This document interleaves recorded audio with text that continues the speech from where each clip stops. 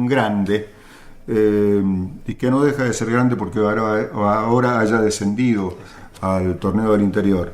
Y luego ha investigado y escrito historias y relatos del deporte en Mendoza, del deporte en general, aunque nos contó un pajarico, como dice Santiago, que está por su tercer libro, que tiene que ver directamente con el fútbol en Mendoza. Exactamente. Rubén, bienvenido una vez más. Bueno, muchas gracias por estar aquí. Buenas tardes, muchas gracias por la invitación. Bien, creo que ya te lo pregunté, pero ¿cómo?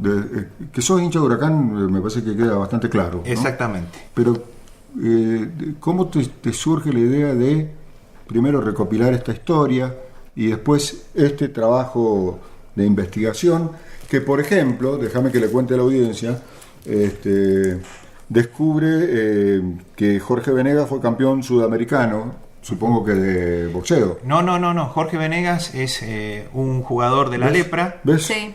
Y fue campeón sudamericano con los Carasucias en el 57. Ah, con los Carasucias de San Lorenzo. Los Carasucias le llamaron a esa selección porque eran todos Sibori, sí. Maschio, Sí. Angelillo. Se pregunta o nos pregunta Rubén, ¿conocés las hazañas del tanque puntano Medardo Sosa? Exactamente. Sí, yo le decía, yo lo vi jugar a Medardo Sosa, así que vayan sacando la cuenta. ¿En dónde? Compartan información. En Huracán, en Huracán. Argentino, en Luján. Claro, Hizo 270 goles, es el artillero máximo de la Liga Mendocina de Fútbol. Aquel leproso del pollo al ovelo. Mira, se puso contento Juan Dileño. No.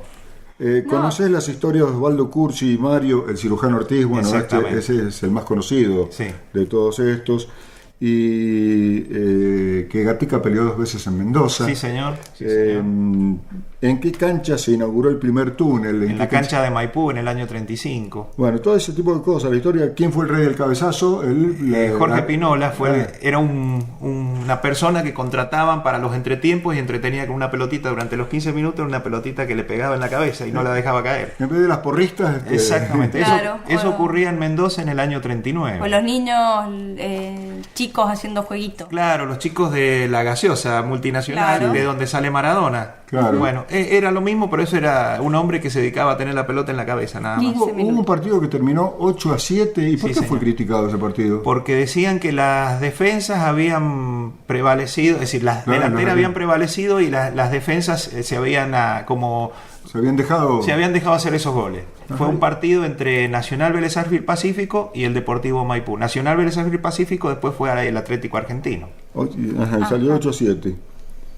¿Por qué hace unos días se celebró el Día del Arquero? ¿Qué? El Día del Arquero por un gol que hizo el arquero leproso, Raúl González, a Pierús de Godoy Cruz en la cancha de Godoy Cruz, un gol de arco a arco.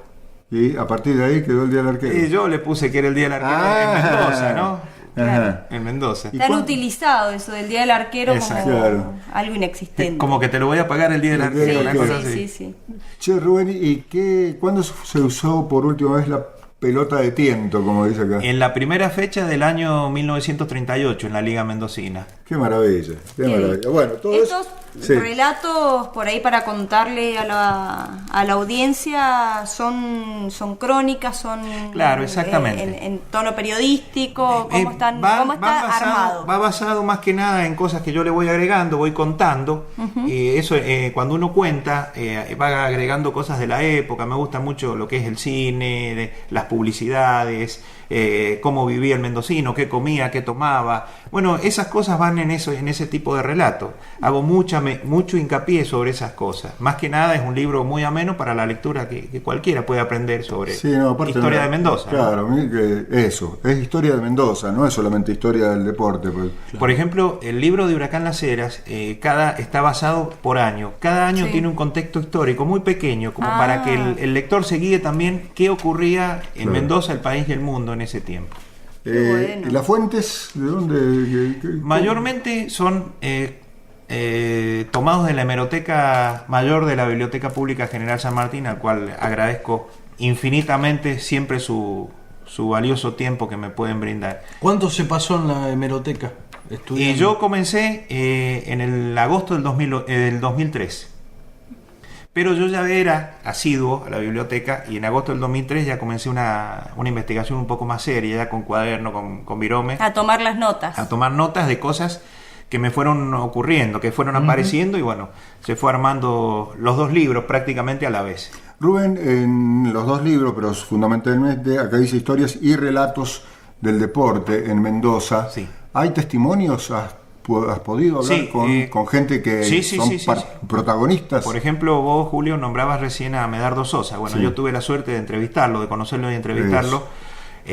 Jorge Venegas, bueno, un amigo, una persona lúcida, así que es increíble lo que ese hombre conoce y cómo me ha orientado sus cuentos, sus cosas sobre el fútbol, especialmente en Mendoza. O sea que no solamente hay investigación periodística documental, digamos, sino que hay también testimonios. Hay más de 40 entrevistas hechas, fantástico, realizadas tanto a hinchas como jugadores y exjugadores, ¿no? ¿Cómo se consigue estos libros? Bueno, estos libros están, no sé si puedo nombrar la librería, en García y Santos, en San Martín 921. San Martín casi Alem. Exactamente, San están Martín. ahí. Están ahí.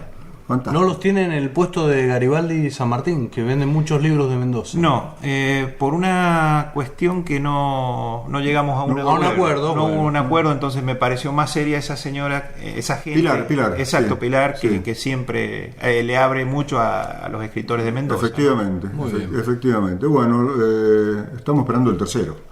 Si Dios quiere. Que el tercero es historias del fútbol de Mendoza. Se va a llamar El fútbol de Mendoza en 50 historias. Ajá. Y va a ser exactamente la misma temática, el contexto histórico. Los 2 libros están con imágenes. Ese libro, por ejemplo, tiene más de 200 imágenes. Estoy viendo el libro de la historia de un grande. Huracán. Sí. Estamos viendo imágenes en color, incluso. En color, sí. Fotos de la cancha, calidad. De los equipos, de recortes periodísticos. Exacto.